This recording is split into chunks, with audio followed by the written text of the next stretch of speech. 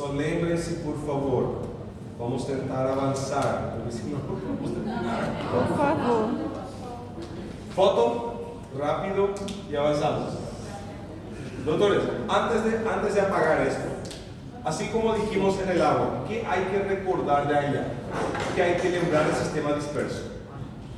Primero, ¿qué es un sistema disperso? ¿Cuáles son los componentes de un sistema disperso? Soluto solvente. ¿Qué es la solubilidad? ¿Cuáles son los factores que van a definir esta solubilidad? ¿Cuáles son factores modificables? ¿Cuáles son factores no modificables? ¿Cuál es la clasificación de los sistemas dispersos de acuerdo con el tamaño del soluto? Verdaderas, coloides, suspensiones.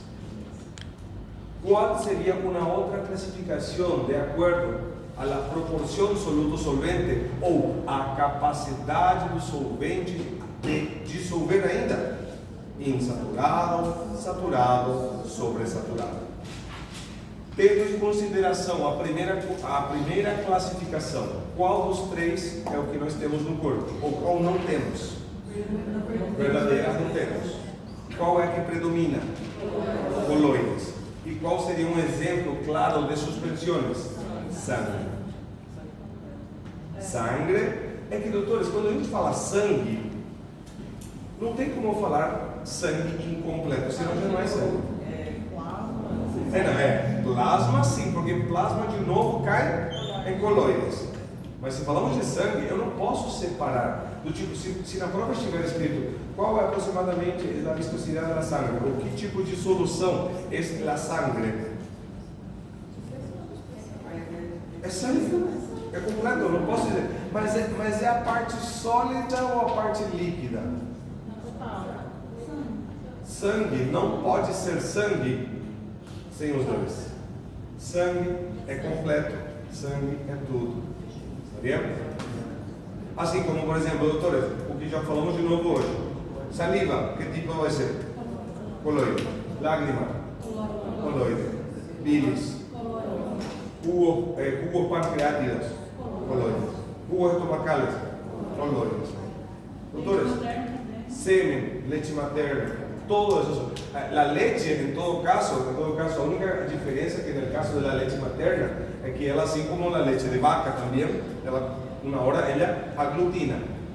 La verdad es que a gente no fala se coagula, ela não coagula, ela se aglutina. Mas tá bom, enfim, é diferente. A gente fala coagular, pero enfim, não é o mesmo. Doutores, esto, claro, tem que lembrar também del tamaño que usamos de referencia para decir si es verdadero, coloide o suspensiones. Lembrando también una cosa, doctores, allá, de los tres tipos, soluciones verdaderas, coloides y suspensiones, dos tres. Qual dos três tipos é aquele que o tamanho já é considerável e já tem efeito sobre ele a gravidade? Las suspensiones. Por isso que em las suspensiones a partícula pesada e grande ela começa ela é puxada por a gravidade e cai. Agora, nos dois primeiros, soluções verdadeiras e coloides, são tão pequenos que não têm um peso apreciável e por esse motivo eles não são puxados para baixo. Doutores, hasta aqui. Vão lembrar disso aqui?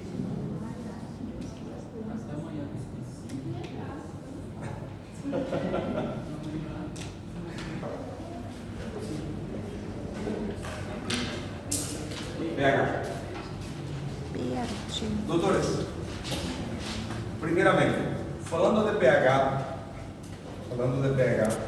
é lógico que posso de repente perguntar em uma parte, colocar um conceito onde a resposta é simplesmente ácido ou alcalino, falando especificamente de substâncias, porque ao falar de pH, nós temos que falar em realidade.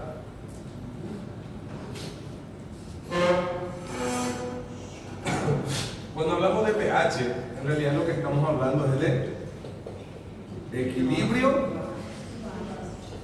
ácido, base. Então, doutores, basicamente a gente tem que saber o que é um ácido e o que é um alcalino, ou seja, uma substância alcalina. Doutores, neste caso, lembrando que de todos os componentes ácidos e de todos os componentes alcalinos, quais eram os 3 componentes mais importantes para regular e controlar o nosso pH? Quais eram os 3? 3 são os que quase em todo momento são os que vão definir o nosso pH. Muito bem.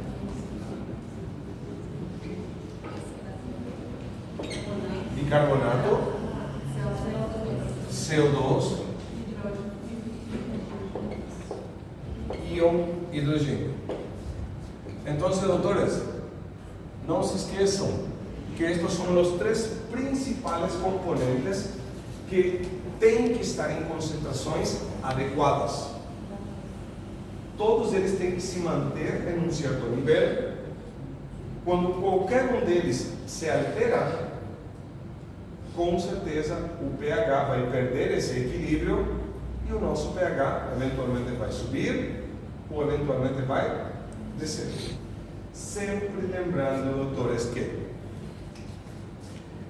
cada um desses componentes tem que ser controlados. Lembrando que este símbolo, que significa? Concentração. Concentração. Então significa que no corpo tem que ter uma certa concentração de hidrogênio. Tem que ter uma certa concentração de gás carbônico. E tem que ter uma certa concentração de bicarbonato. São os principais. Pero, doutores, lembrando que para se manter isto normalmente em equilíbrio constantemente, para que o pH não seja alterado, normalmente cada um deles tem que ser completamente controlado. E aqui a pergunta: quais eram os 3 principais sistemas reguladores do pH? Buffer, respiratório e remo. Muito bem. Pessoal, então não esqueçamos. Aqui uma questão que também na prova houve um pouco de confusão. Aqui houve uma confusão. Porque, doutores, quando a gente fala do sistema buffer, eu acredito que vocês vão lembrar. A gente falou que o sistema buffer, é um sistema, é um conjunto de várias estruturas, componentes. E quais eram os componentes do sistema buffer? Qual era o mais importante? Bicarbonato, o mais importante. E o que é, e aqui, esse é o very important, o mais importante. E não só ele é o mais importante, como ele é o mais importante extracelular. Correto?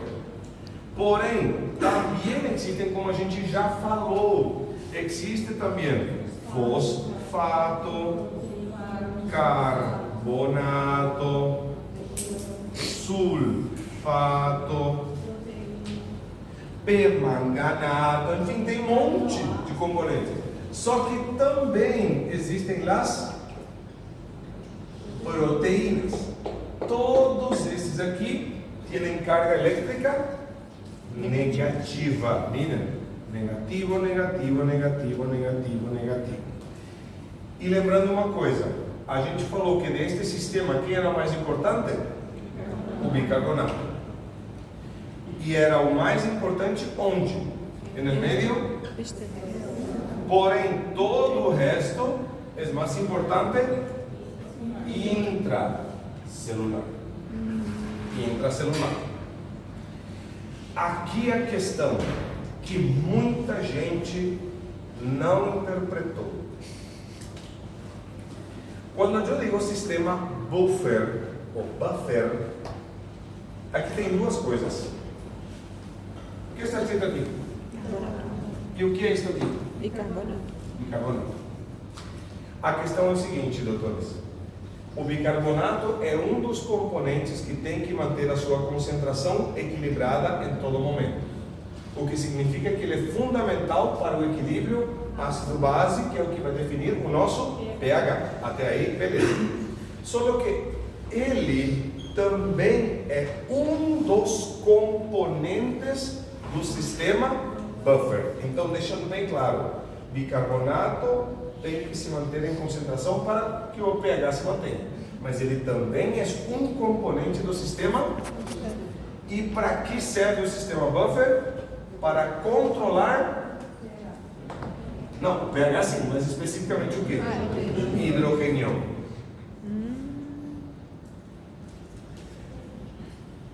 Aqui tem uma confusão, porque quando, eu acho que não me lembro que tudo. Eu acho que eu tinha colocado uma questão de que no caso que eu vou tentar lembrar, mas eu não lembro muito bem. Eu só lembro que era uma questão quando eu tinha perguntado que, em caso que exista um desequilíbrio da concentração de bicarbonato, qual sistema deveria de ajeitar de novo a concentração? E quem ajuda? E quem é o que regula isto? O renal. Só que eu acho que a lógica de lembrar bicarbonato, alguns acabaram colocando buffer, mas não. Então, deixando bem claro, o bicarbonato, se vamos falar de que ele vai funcionar para regular uma coisa, ele vai atuar como parte de quem? Para regular o quê? Exato. Então, doutores, lembre-se que este sistema o que regula é hidrogênio. Este sistema o que regula é gás carbônico. E este sistema o que regula é bicarbonato. Na verdade, o interessante, pessoal, que aliás, vamos até colocar aqui.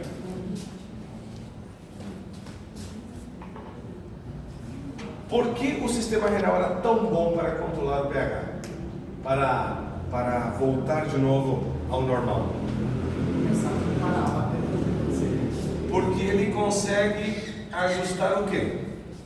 Bicarbonato. Indiretamente ajusta o quê? Gás carbônico. E também indiretamente ajusta o quê? Moral da história. Qual é o sistema, ou qual é o órgão aqui que consegue ajustar praticamente aquelas três concentrações? É o renal. E isso também é o que a gente tem que usar para lembrar de uma coisa.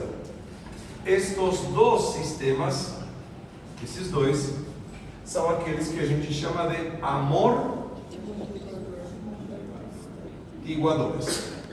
Por que amortiguadores? Porque eles não resolvem o problema. Eles só vão evitar que a intensidade da alteração do pH seja muito rápida e muito intensa. É o que diz o nome, ele só amortece. Ele só dá uma amenizada, mas ele não resolve. Ao contrário de los riñones, porque os rins não são amortiguadores. Os rins são aqueles que vão poder atuar em todos os níveis para de fato corrigir. É o único que realmente corrige. E neste caso, doutores, até aqui, o que é importante lembrar? Quais são os principais componentes ácidos e alcalinos que têm que estar em equilíbrio para manter o nosso, que seria concentração de hidrogênio, concentração de gás carbônico, concentração de bicarbonato. Quais são os três sistemas para regular, controlar e manter o pH? Buffer, respiratório, renal. Quais deles são amortecedores ou amortiguadores? Buffer, respiratório. Renal resolve. Tá vendo? O que vai regular e controlar o buffer? Hidrogênio. Respiratório, o que vai controlar e regular? E o renal? Todos eles. Todos. Todos. Doutores, no sistema buffer, miles de componentes. Quais são importantes dentro das células? Todos esses. Qual é o mais importante fora? E qual é o mais importante de todos? Outra vez, bicarbonato. Tá bom? Pero entendam que bicarbonato é importante para estar equilibrado e manter o pH. Mas ele também faz parte do sistema buffer e que ele, em todo caso, ajudaria a controlar hidrogênio. Bom, quantas perguntas? Já foi a prova. O respirador, ele é considerado positivo, negativo? Como assim positivo ou negativo? Acho que teve uma pergunta na prova que alguma coisa assim relacionada, não lembro se era qual do sistema era carga positiva ou negativa. Não, o sistema não. O sistema não. Todos eles. Aí... O que a gente pode falar, Leone, este aqui é alcalino e que esses dois aqui atuam como ácidos. Até isso podemos dizer. É porque normalmente o ácido ela tem uma carga positiva. Mas cadê a carga positiva do gás carbônico? Quando tem, fala que é positivo. Não, ele não tem. Ele já está. Ele não tem carga positiva. Mas se não tem carga positiva, como que ele pode ser ácido? Gosta do carbono? Porque, doutores, o que a gente falou que tem muito no corpo? Água. 60% água. E o que pode acontecer com o gás carbônico? Se unir com a água. E quando se une com a água, o que se forma? Ácido carbônico. Quanto mais gás carbônico a gente tiver no corpo, mais ele se mistura com água e mais gás carbônico vai se formando. Por isso mesmo ele não tendo essa carga positiva aqui, mas a gente já sabe, quanto mais quantidade, mais concentração e mais contato com a água, mais ácido a gente terá no corpo. Por isso tem que estar controlado. Muito bem. Doutores, por último, esta parte é para terminar. Valor mais alto, valor mais baixo.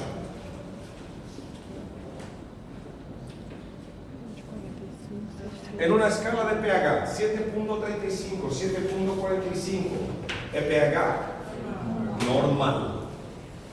Isto é normal. Sempre lembrando que o 7,35 ele é mais típico para sangue venosa e 7,45 para sangue arterial, tá bom? Solamente para ter um mejor parâmetro. Agora, doutores, qualquer valor acima de 7,45 nós já consideramos o quê? Uma alcalose.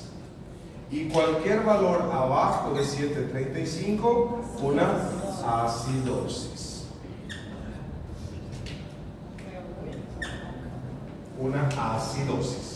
Doutores, só que o que acontecia se a acidose ou a alcalose fosse muito intensa? A gente poderia chegar aqui. Limite que? Vida? Limite de vida? Podríamos llegar, doutores, a lo que nosotros llamamos, podríamos llegar a lo que llamamos de valores límites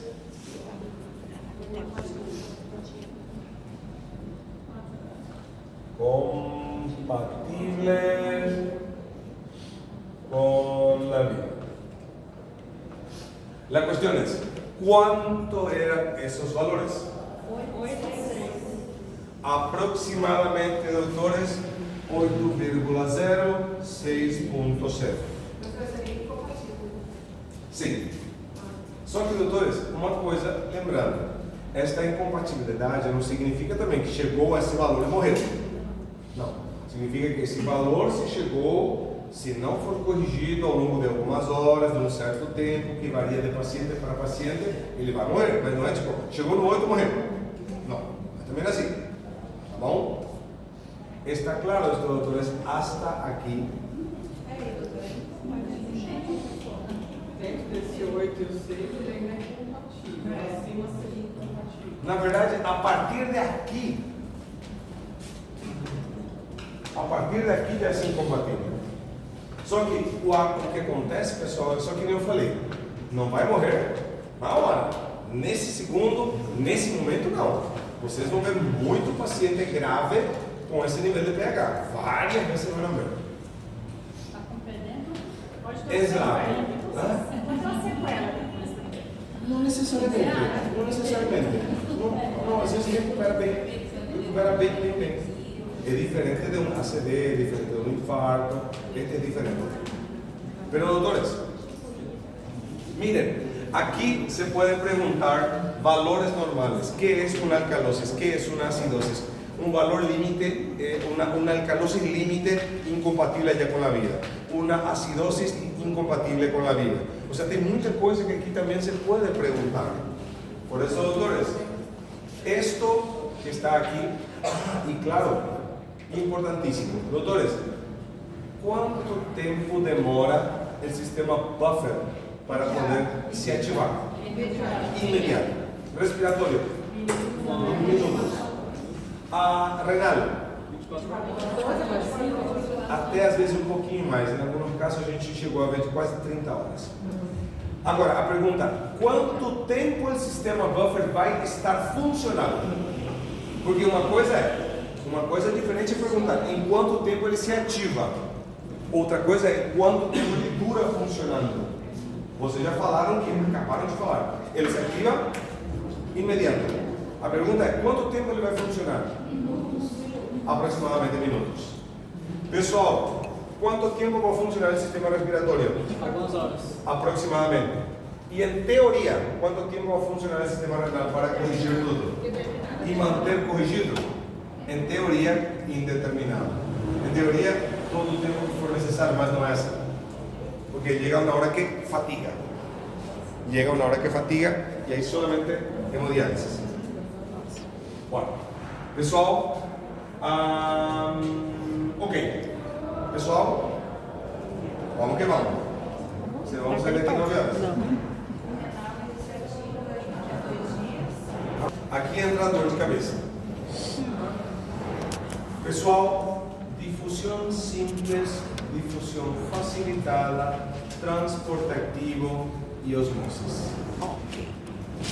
4 tipos de movimentos transmembrana, tanto de partículas como de solvente.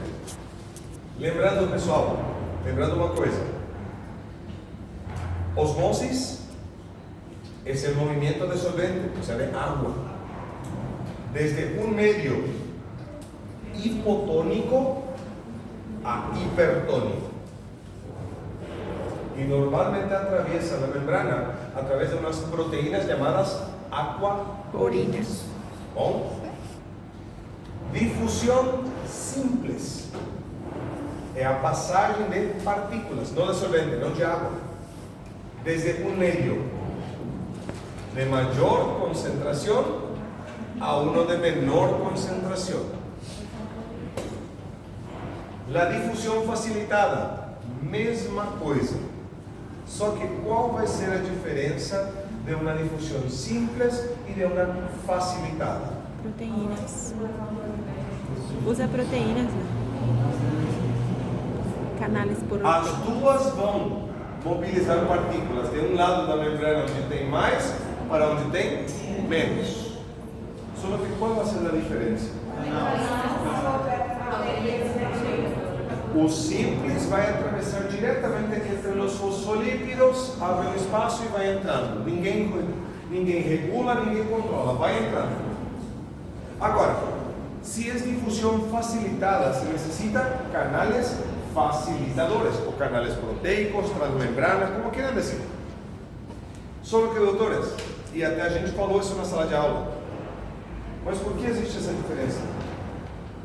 Principalmente porque para poder atravessar entre os fosfolípidos, como tem que ser a polaridade deste componente?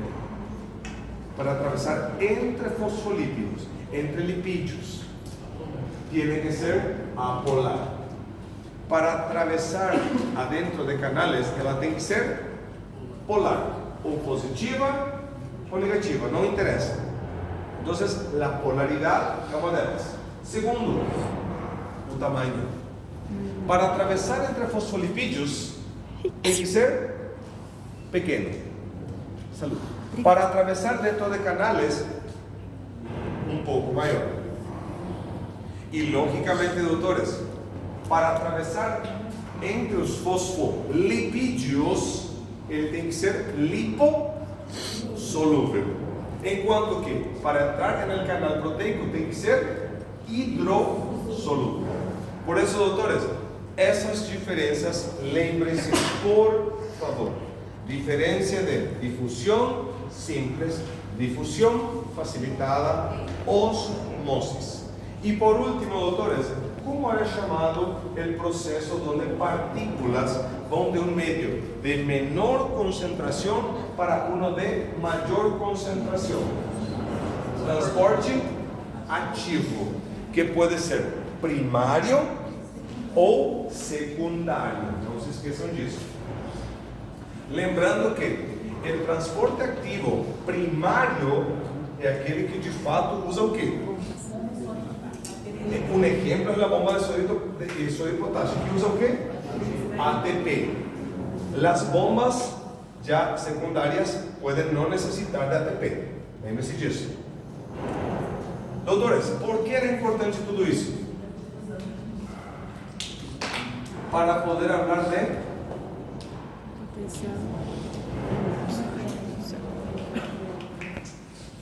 potencial de membrana. Bom, quando a gente fala potencial de membrana, doutores, principalmente a gente está falando do quê? Da atividade elétrica. Na verdade, quando a gente fala da atividade elétrica, a gente não pode separar o elétrico do químico. Não podemos separar. Porque uma coisa que a gente sabe, doutores, que quando uma célula está em repouso,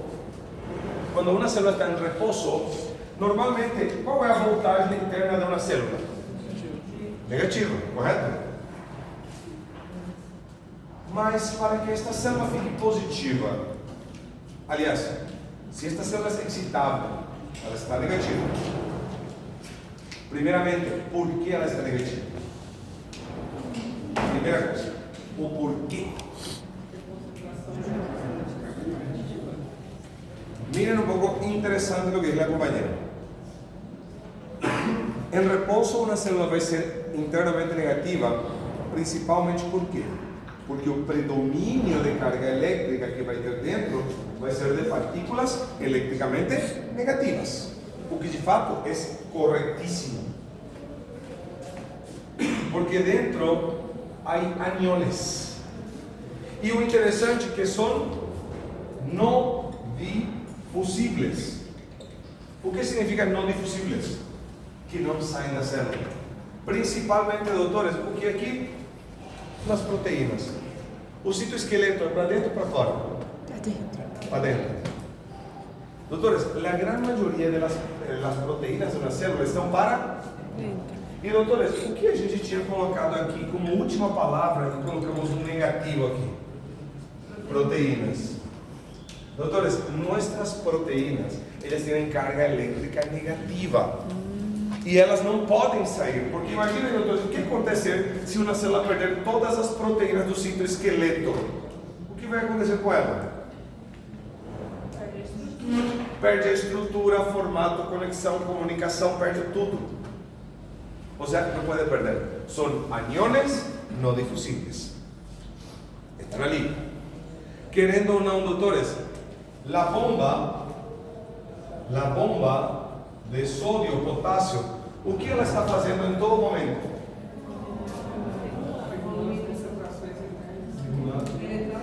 Na verdade, o que ela está fazendo em todo momento é deixar muito sódio fora e muito potássio dentro. É isso que ela está fazendo. Essa é a função principal. Só que secundariamente alguém vai falar, ah, mas ela também mantém a estrutura, o formato da célula. Sim. Porque, doutores, querendo ou não, se ela está mobilizando sódio de um lugar para outro, vamos supor, ela joga sódio para fora, né? Quando o sódio sai da célula e vai para fora, o que também vai sair daqui? Água. Mas a água saiu por quê? Porque a bomba de sódio e potássio pegou também a água e jogou ele fora?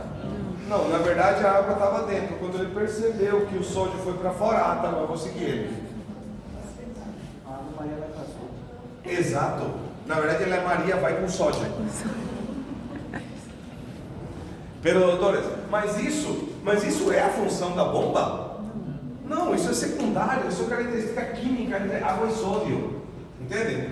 Lembrando que se em todo momento a bomba jogar sódio para fora, o que ele vai fazer? Deixar alta concentração de sódio fora e baixo dentro. Colocar muito sódio dentro e deixar pouco fora. Essa é a missão da bomba. Por isso, doutores, aqui, e logicamente, doutores, aqui, o que seria a bomba sem os íons difusíveis? Enfim, pero principalmente, doutores, por que uma célula é negativa quando ela está em repouso? Porque dentro ela tem muitos ânions que não podem sair da célula. Correto? Beleza. Só que, doutores, uma hora este repouso vai terminar. E para que uma célula que está em repouso saia do repouso, o que ele precisa receber? Estímulo. Um estímulo. Que pode ser químico, que pode ser elétrico e, logicamente, ali na mesa, físico-mecânico. Doutores, lembrando aqui o seguinte: esta célula, querendo ou não, quando ela recebe um estímulo, o que vai acontecer com a membrana desta célula? Vai se modificar e vai ficar mais permeável, mais permissivo. Como assim mais permissivo? É que na membrana existem canais que antes de chegar o estímulo, este canal estava fechado. Pero quando liga o estímulo, o que acontece com estes canais? Eles se abrem. E no caso, doutores, estes canais que se abriram são canais para quê? Para qual íon? Sódio. E o sódio é positivo ou negativo? E ele vai entrar ou vai sair? Vai entrar. Então, doutores, automaticamente, quando for entrando o sódio positivo, o que vai acontecer com esta eletronegatividade? Menos negativo, cada vez menos negativo, até chegar em um nível. Ou seja, a gente está falando de voltagem, praticamente eletricidade, voltagem negativa, voltagem positiva. Mas a gente não pode separar que aqui também a gente está falando do quê? E o sódio é quê? Um elemento químico. Por isso que eu falo, não podemos separar eletricidade de química. Não está certo. Nesse caso, pessoal, neste caso, vamos deixar já bem claro. Em um gráfico,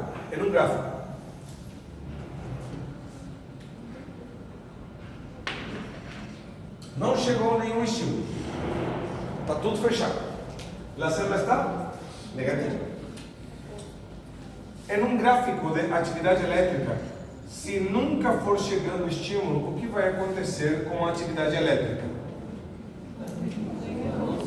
Nunca vai mudar, sempre vai ser uma linha reta, uma linha que nós chamamos de potencial de repouso, o que indica que eletricamente esta célula está parada, quieta. Por quê? Porque não recebeu estímulo. Porém, doutores, quando chega o estímulo, o que vai acontecer com aquele canal? Como a gente falou, ele vai se abrir e vamos ter as primeiras entradas de sódio. Muito bem. Automaticamente, o que vai acontecer com o nosso gráfico? Sempre lembrando que em repouso,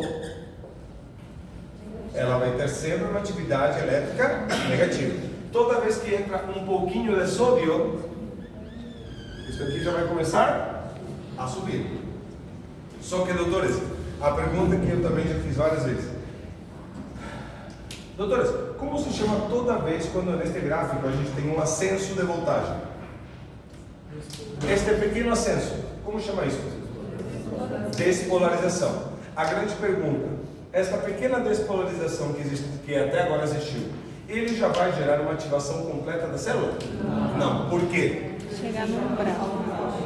Porque necessariamente tem que alcançar o que chamamos de potencial umbral.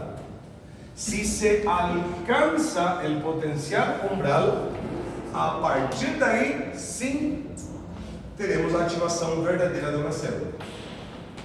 Só que, doutores, e logicamente, isto é o que também está totalmente, estreitamente relacionado com a lei del todo ou nada. Chegou até o umbral, tudo. Não chegou ao umbral, nada. Só que, doutores, a partir de agora, outros canais de sódio também vão se abrir. Outros, vários, muitos. Só que qual é a diferença dos canais que vão se abrir somente agora? Não estavam abertos. A partir que chegou no umbral, agora se abriram. Vai começar a despolarização rápida. Mas graças a que se abriram novos canais de sódio. E qual é o nome destes novos canais de sódio que agora se abriram? Canais rápidos, ou também chamados voltagem dependente. Tá bom? Então lembrando, vamos colocar em ordem. Se não chegou nenhum estímulo, a atividade elétrica vai sempre se manter em repouso. Quando chega um estímulo, tem que se abrir os canais lentos de sódio. E aí teremos a despolarização lenta. A partir do momento que a voltagem alcançar o umbral, ou o potencial do umbral, a partir daí se habilitam outros canais, que são os canais de sódio mais rápidos, ou também chamado voltaje dependente. E a partir daqui começa o quê? A despolarização rápida. Na despolarização rápida, o que vai tornar a célula quase que instantaneamente positiva. Ao falar de que esta célula ficou positiva, ela já não está no repouso, ela já está oficialmente ativada. Pessoal, qual era o nome do ponto mais alto desse potencial? Espiga é o formato de tudo, doutor, mas eu pergunto só lá em cima, só naquele ponto. Que é o ponto onde o potencial se encontra no valor mais positivo. Hiperexcitação. Ponto de sobreexcitação ou de sobreestimulação. É o ponto onde a voltagem chegou no mais alto possível. Está claro? Agora, como? Ponto de sobreexcitação ou de sobreestimulação. Olha, pessoal, no umbral se abriram canais rápidos de sódio. O que acontece com esses canais quando a voltagem chegou aqui? Canais de quê? De sódio. Só que eletricamente, o que começa a se abrir? Os de potássio. O que começa a gerar uma saída. O que começa a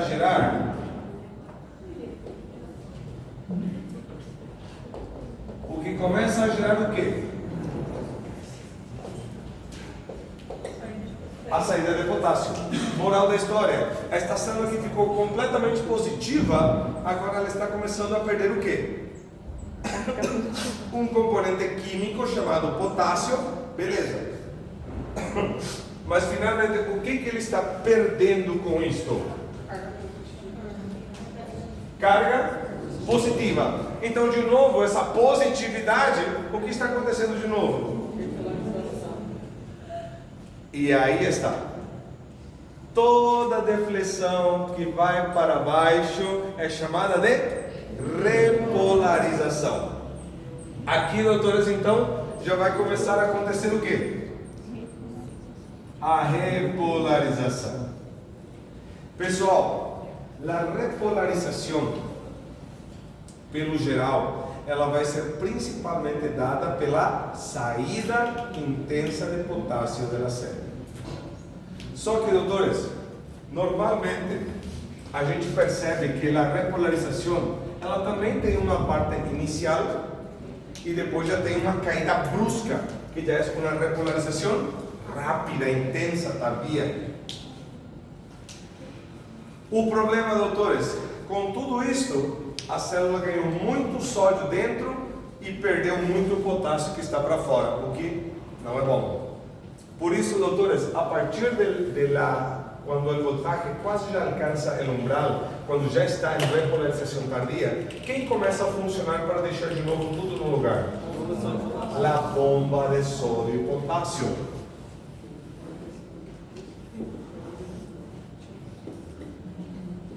La sódio e potássio ATPase. E nesse caso, pessoal, o bom que neste momento a bomba de sódio e potássio está tendo dois efeitos bons. Um deles está trazendo de novo o potássio que estava fora para dentro. O sódio que está dentro está jogando de novo para fora. Isso é bom. E o bom de tudo é que a cada 3 positivos que ele joga para fora, ele vai trazendo só 2. O que significa que internamente ele está ficando cada vez mais negativo. E é justamente por isso que alguém aqui tinha falado naquela hora que a bomba de sódio e potássio era eletrogênica.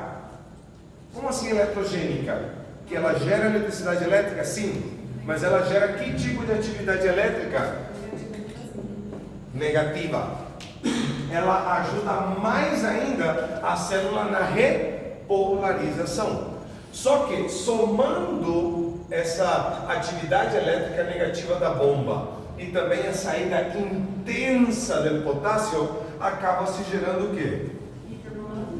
Um período chamado de hiperpolarização, que é causado por esses dois fatores: a saída intensa de potássio e pela ativação da bomba de sódio e potássio. Porém, qual dos dois é o que principalmente tem essa responsabilidade? A bomba? Não. O potássio saindo de maneira intensa, abrupta e rápida. Tá bom? Pero finalmente, doutores, aqui, hiperpolarização e depois potencial de repouso. Bom, pessoal, por favor, da mesma maneira como nos outros gráficos que a gente fez na outra pizarra, o que nós temos que lembrar daqui? Toda célula que está em repouso, que não está recebendo estímulo, como vai se manter o voltaje interno? Negativo. Quais são os tipos de estímulos que podem ativar esta célula? Físico, químico. Químico, elétrico, físico. Normalmente, doutores, quando chega um estímulo a uma célula, independente do tipo de que for, quais canais vão se habilitar primeiro? Canais de sódio, mas quais? Lentos. Então é por isso que já temos o primeiro período, que é a despolarização lenta.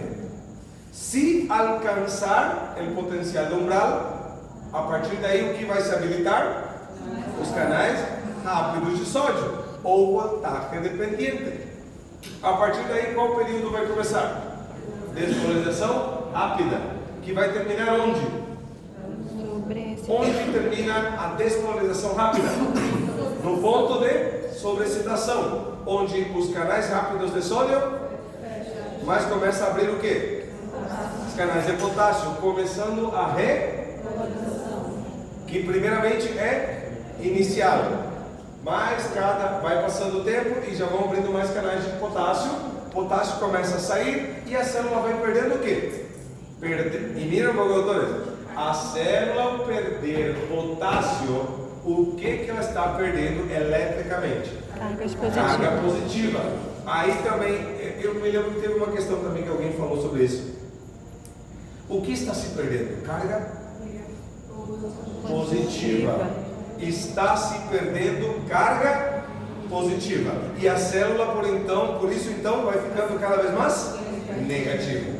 Então, tomem cuidado com essa lógica de perder positivo, ficar negativo, que pode gerar uma confusãozinha. Finalmente, doutores, já quase chegando ao potencial de umbral durante a repolarização tardia, quem já começa a funcionar para deixar tudo no lugar? Sódio e potássio. A bomba de sódio e potássio, que também vai ajudar a negativizar mais ainda esta célula, gerando o que finalmente? Período de hiperpolarização, até que finalmente tudo volta ao repouso. Doutores, o que é importante lembrar disso então? Estávamos dizendo, só que agora voltando aqui. Lembrar em que momento se abrem os canais, em que momento se fecha. Quando um certo período começa, quando um certo período acaba. O que faz a bomba? Porque a gente acabou de falar, a função principal dela é deixar muito sódio fora, muito potássio dentro. Mas nesse caso, uma coisa que ele também acaba ajudando é a repolarização, na atividade elétrica negativa desta célula. Por isso, lembre-se de tudo isso. Acredito que isso vai ser bastante para lá. Os valores não. Porque, doutores, o nosso livro, se você ler, e este sim pode ler no Guyton, porque o Guyton ele utiliza primeiramente que tipo de célula? Quando ele começa a falar sobre potencial de membrana, que tipo de célula ele fala? Não é muscular. Nerviosa, muito bem. Ele fala de célula nerviosa. Ele fala de um parâmetro de valor de tecido nervioso. Ele não fala, ele só depois fala da parte muscular. Tá bom? O que não está mal que vocês já saibam, mas pelo menos o que eu necessito que vocês entendam, que qualquer célula excitável, até mesmo autoexcitável, quando ele está em repouso, tem que estar negativo. Tem que estar negativo. Bom? Bueno, pessoal, esto, doutores, es lo que ya dijimos. Por el formato que tiene este potencial de acción, este es lo que nosotros llamamos de potencial de acción de tipo espiga. Solo que, doutores, existe otro tipo también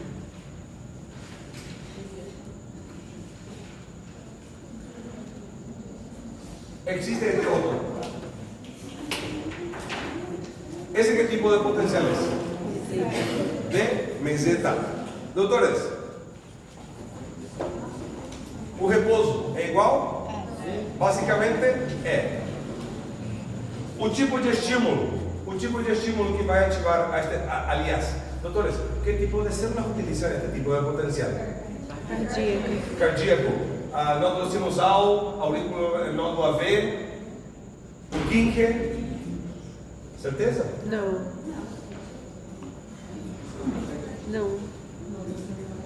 São células musculares cardíacas. No certificado.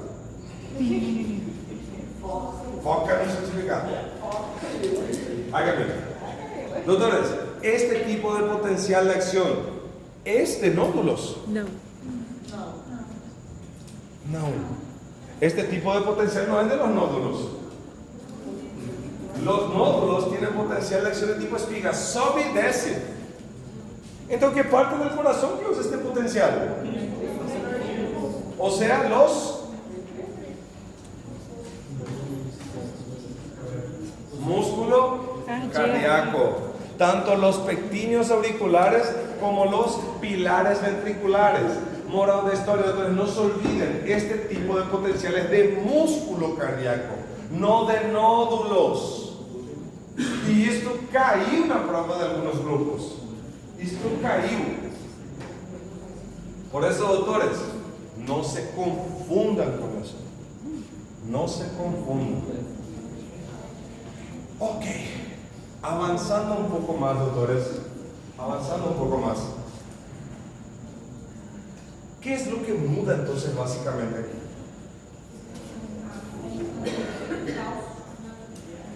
Vamos, igualito, vamos a decir que el músculo cardíaco está en reposo. Solo que ahí enseguida llega un estímulo. A partir de aquí, igualito, también va a se abrir un canal de, porém, ¿qué más va a se abrir? Canales lentos de calcio. Muy bien, lentos de calcio. A grande pergunta, o que vai começar a entrar então? Se se abrir um canal lento de sódio e se abrir um canal lento de cálcio, o que vai entrar aqui, nesta célula? Sódio e cálcio. Muito bem, então aqui já temos uma pequena diferença. Ok?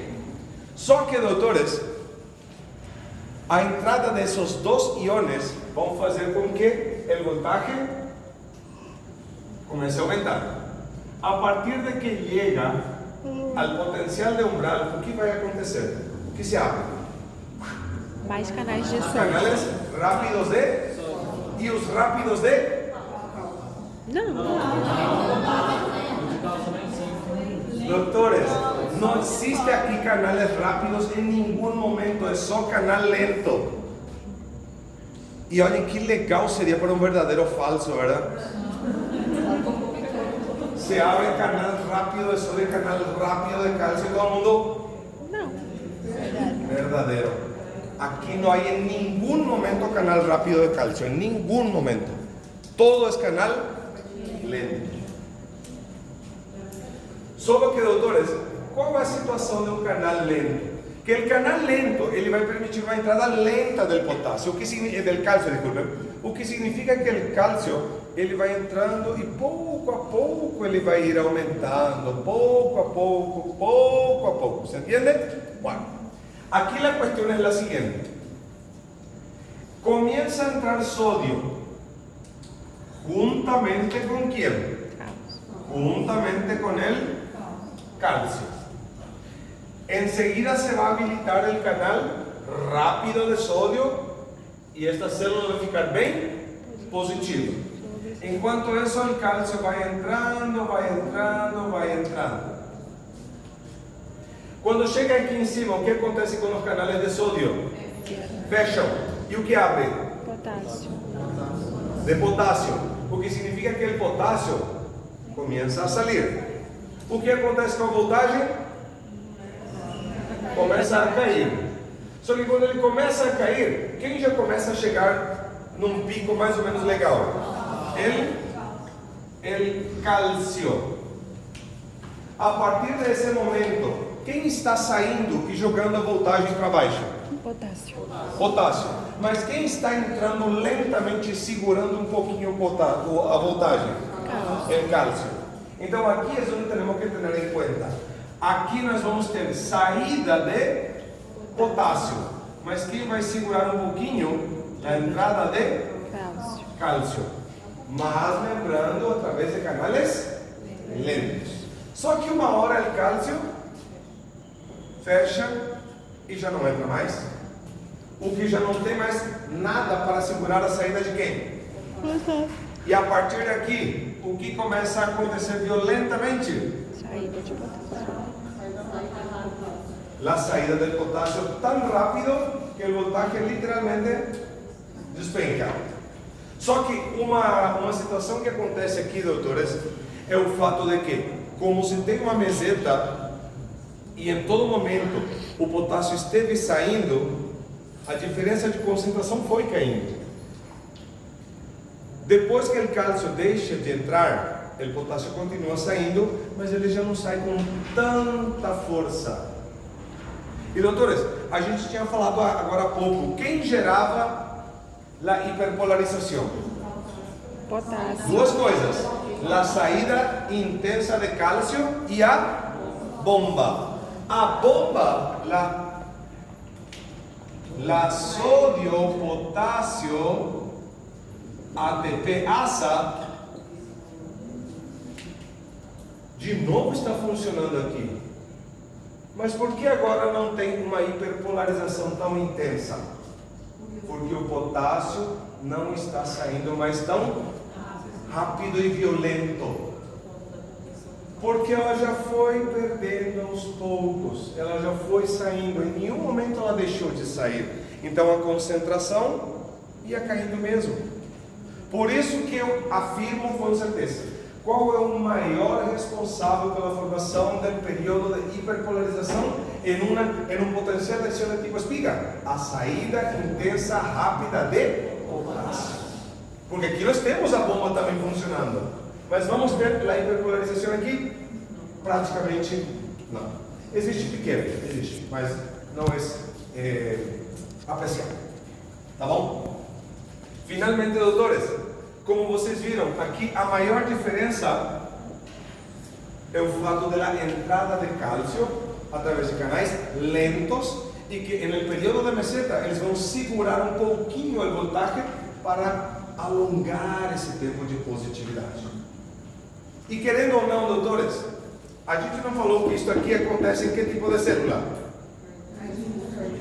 Músculo cardíaco. Este cálcio que entrou, vocês perceberam então que ela vai ter um efeito no quê?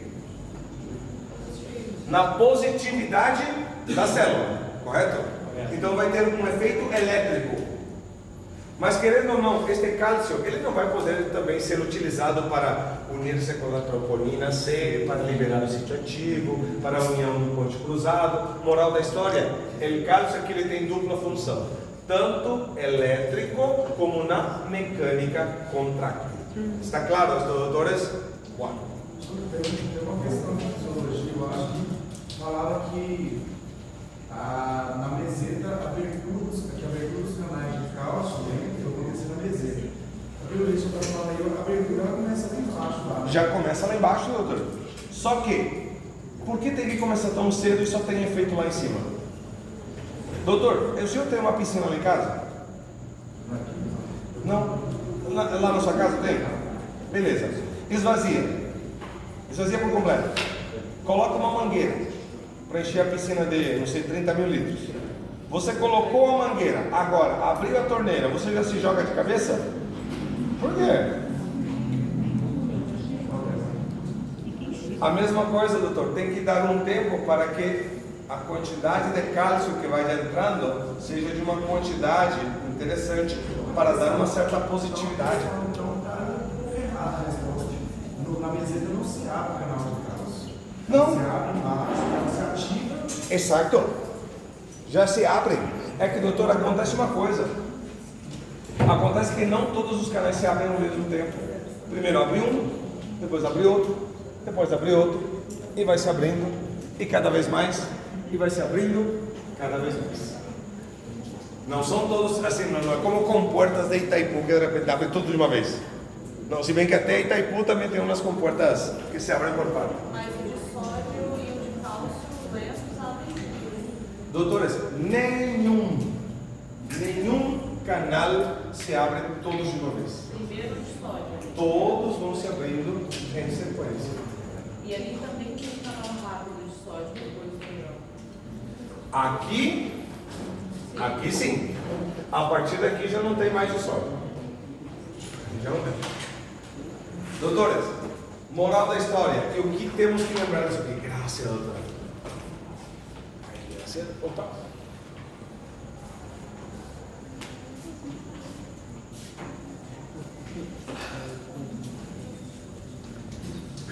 Bueno, pessoal, o que lembrar disso? Que es diferente. Al llegar al estímulo, ¿cuáles son los dos canales que se abren?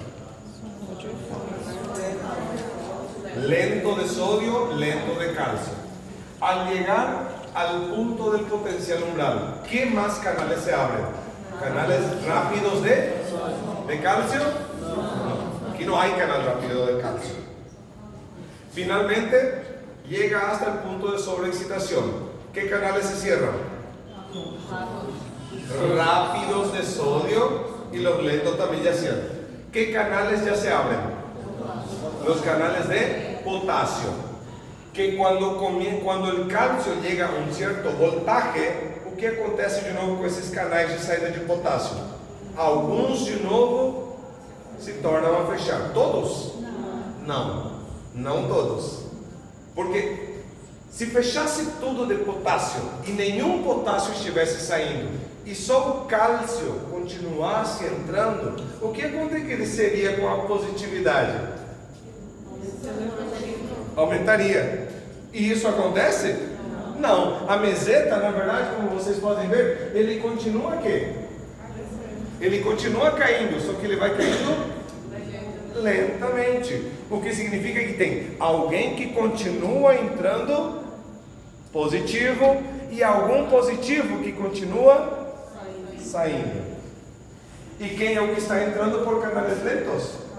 Cálcio. E quem é o que está saindo por seus canais? Potássio.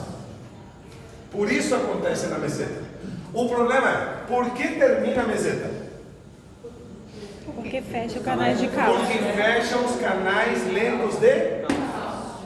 E quem começa a abrir todos os outros canais? De potássio. E aí sai com vontade e a voltagem cai. Doutor, o que o senhor tinha falado anteriormente é que na meseta não tem canais rápidos. Na verdade, o que eu falei, doutora, é que em nenhum momento existem canais rápidos de cálcio. Isso sim eu falei. Em nenhum momento. Nem aqui, nem aqui, nem aqui, nem aqui, nem aqui. Os canais que permitem a entrada do cálcio são somente lentos. E que começam a se abrir quando? Desde que chegou o estímulo. Desde que chegou o estímulo.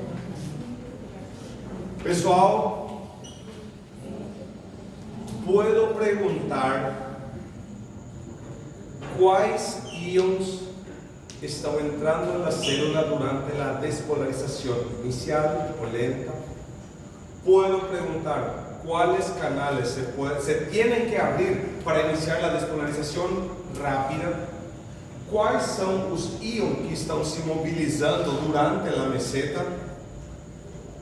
Ou seja, doutores, aqui há várias maneiras de perguntar. Por isso, doutores, aqui, até aqui, já dá para fazer duas provas diferentes, facilmente.